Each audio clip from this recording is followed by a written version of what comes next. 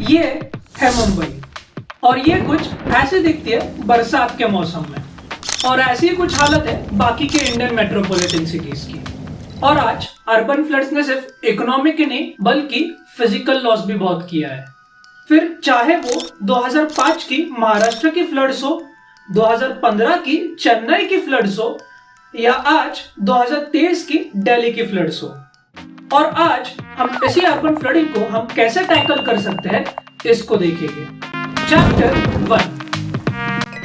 भाई नीचे सुना कैसे क्या भाई वही समझा रहा हूँ, ठहर जा जरा, ठहर जा। ओके भाई, ओके। ग्लोबल वार्मिंग पिछले 100 सालों में अर्थ का temperature on an average 1 degree से बढ़ चुका है।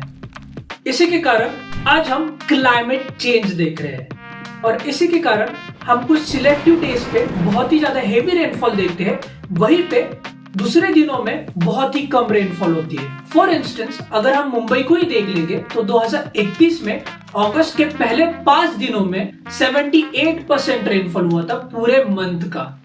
वहीं पे अगर हम दिल्ली को ले लेंगे तो 2021 के जुलाई और अगस्त महीने में 4 अलग अलग दिनों पे 50% से भी ज्यादा रेनफॉल रिकॉर्ड की है, जो कि पूरे सीजन की 50% थी। यानी कि 50% से भी ज्यादा रेनफॉल सिर्फ 4 दिनों में आती है और बाकी के दिन बहुत ही कम रेनफॉल आती है। और आज 2023 के दिल्ली के जो फ्लड्स आए थे उसमें 153 mm का रेनफॉल रिकॉर्ड हुआ था, जो एक रिकॉर्ड ब्रेकर है। और अगर ये रेनफॉल कुछ सिलेक्टिव डेज पे ज्यादा न बरस के ग्रेजुअली आती थी तो शायद दिल्ली में फ्लड्स भी नहीं आते। चैप्टर 2। भाई ये नेचर स्प्रैंग तो समझ लिया, बट ये मैन मेड डिजास्टर कैसे हो सकता है? हम तो बहुत ही ज्यादा रिस्पॉन्सिबल बंदे हैं।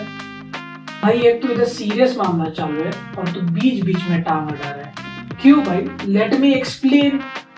ओके भाई, अभी नहीं कुछ करता। अगर हम 2000 BC में जाएंगे तो हमारे इंडस वैली सिविलाइजेशन फेमस थी उसके ड्रेनेज सिस्टम के लिए। बट आज 20th सेंचुरी में इंडिया की ड्रेनेज सिस्टम की हालत कुछ अच्छी नहीं है।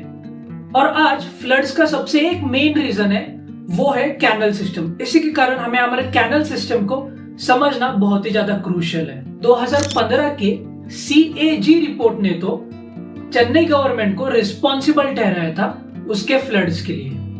दरअसल चेन्नई में 3 रिवर्स है, कोशातैया रिवर, कोकुम रिवर और अद्या रिवर, जिनके बीच में से जाता है बकिंगम कैनल। पर आज अतिक्रमण के कारण वही बकिंगम कैनल जिसकी विड्थ 100 मीटर थी, आज उसकी विड्थ घट के सिर्फ 30 मीटर्स है। नेशनल ग्रीन ट्रिब्यूनल के अकॉर्डिंगली चेन्नई में 201 कैनल चाहिए थे, बट आज सिर्फ 183 एक्टिव कैनल्स है और बाकी के 18 कैनल्स अतिक्रमण के कारण क्लोज हो चुकी है। वहीं पे दिल्ली और मुंबई का हालत कुछ अलग नहीं है। 1976 में ड्रेनेज प्लान के तहत कैनल सिस्टम कंस्ट्रक्ट किया गया था दिल्ली के लिए। वहीं पे 1990 में मुंबई का कैनल सिस्टम अपडेट हो चुका था।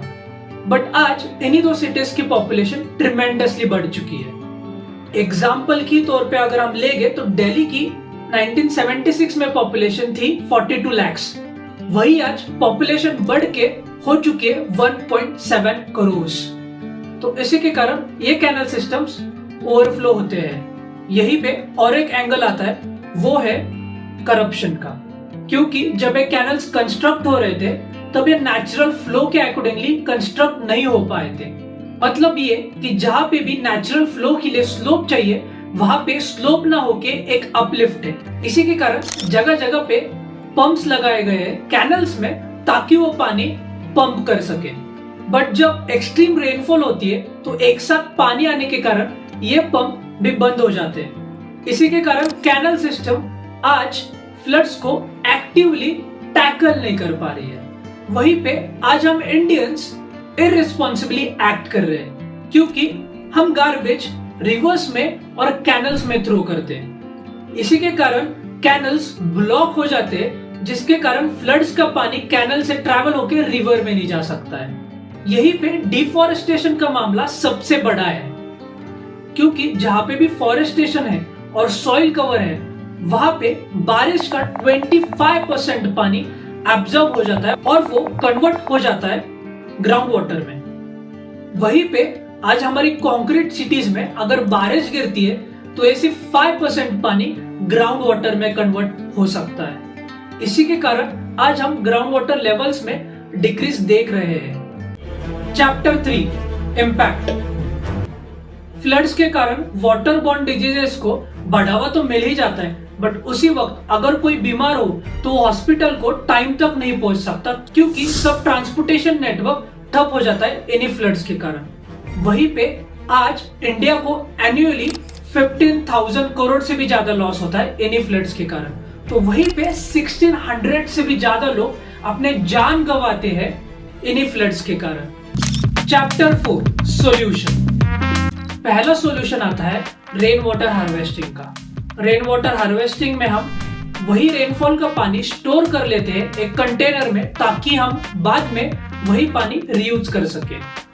2016 में लोकसभा में रेन वाटर हार्वेस्टिंग का बिल प्रपोज किया गया था, बट आज 7 साल बाद यही बिल पेंडिंग है।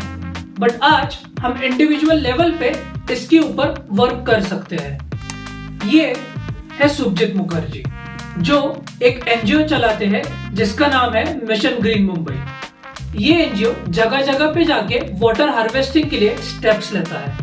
हमें ज्यादा कुछ करना नहीं है, सिर्फ एक होल डिग करना है ग्राउंड में, जिसको हम कनेक्ट करेंगे एक पाइप से, जिसके कारण जो रेन वाटर का जो ओवरफ्लो हो रहा है वो ओवरफ्लो इस कंटेनर में कंटेन हो पाए, और यही वाटर हम बाद में भी वापस रीयूज कर सकते हैं। जैसे कि टॉयलेट फ्लश करने के लिए, हमारे गाड़ियां धोने के लिए, और वहीं पे बचा हुआ पानी गार्डनिंग के लिए भी यूज कर सकते हैं। गवर्नमेंट लेवल पे हम दूसरे कंट्रीज से भी बहुत कुछ सीख सकते हैं। जैसे कि चाइना में फेमस है स्पॉन्ज सिटी का कॉन्सेप्ट। ये कॉन्सेप्ट बहुत आसान है, हमें ज्यादा कुछ करना नहीं है। हमें सिर्फ जो भी बंजर जमीन है उस पे गार्डन्स और वेटलैंड्स बनाने और वहीं पे लेक्स को कंजर्व करना है। अगर हमारे एरिया में कोई भी ओवर ब्रिज हो तो उसके नीचे हम गार्डन एरिया बना सकते हैं, जिसके कारण जब बारिश आती है तो वो पानी इस सॉइल में पर्कुलेट हो पाए।